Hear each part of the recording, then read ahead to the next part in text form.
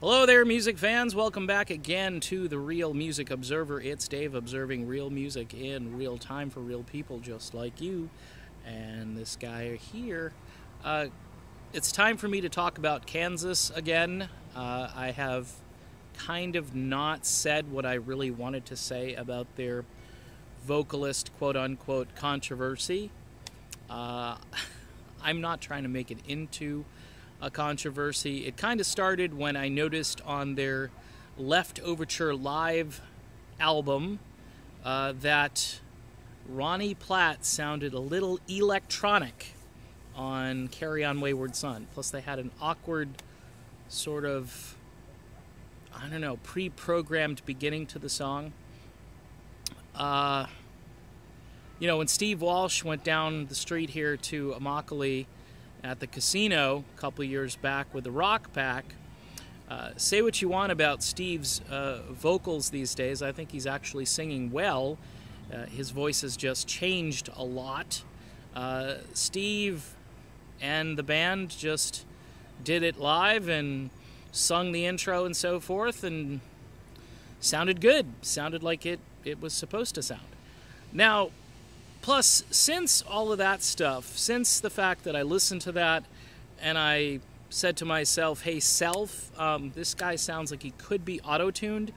And again, if he's not auto-tuned and if he addresses it some way or how, shape, or form, then it's some of the worst production I've ever heard.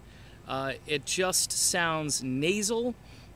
It sounds tinny. It sounds robotic, electronic, however you want to say it.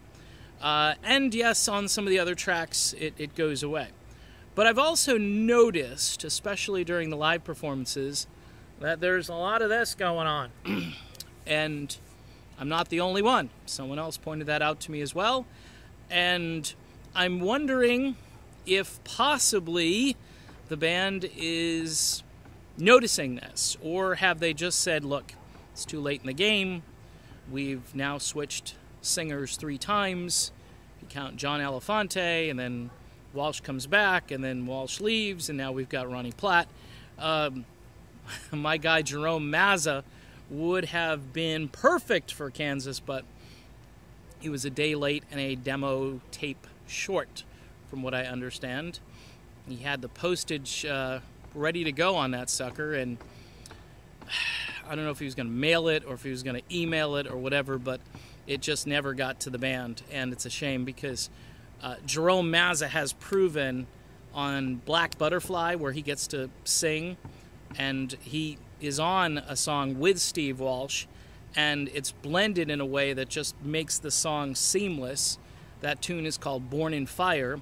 Mazza actually has 3 of his own tracks on the album in addition to the tunes that Walsh does, and it's all brilliant stuff. There's nobody I know that hears Jerome Mazza and says, oh, well, that guy certainly can't sing.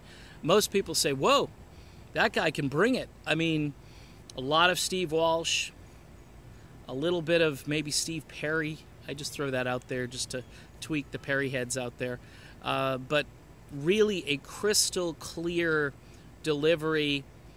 The high notes are all perfect, and with no nasal interference.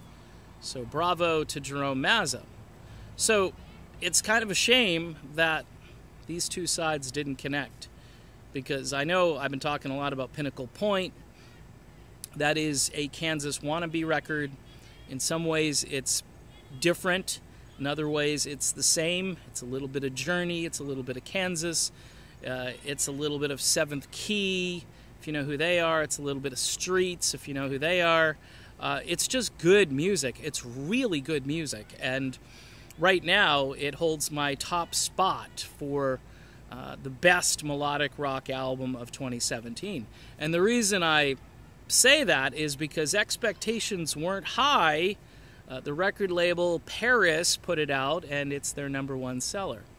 In the meantime, go listen to Kansas for yourself and just process it and tell me if you think maybe. And look, I was of the belief when I heard Prelude Implicit and I heard initially what Ronnie was doing, I said, okay, good choice. But once you get on the road and you're singing live and you're doing lots of gigs, things can change rather quickly. And we've talked about vocalists who've changed rather quickly, or at least over some time. Ronnie is not a spring chicken. Jerome, though, seems that he could sing the phone book and not get tired. That's just my humble opinion. In any event, I'm Dave, and this is The Real Music Observer. Kansas, did they blow it with Ronnie Platt? You decide. I'll talk to you later.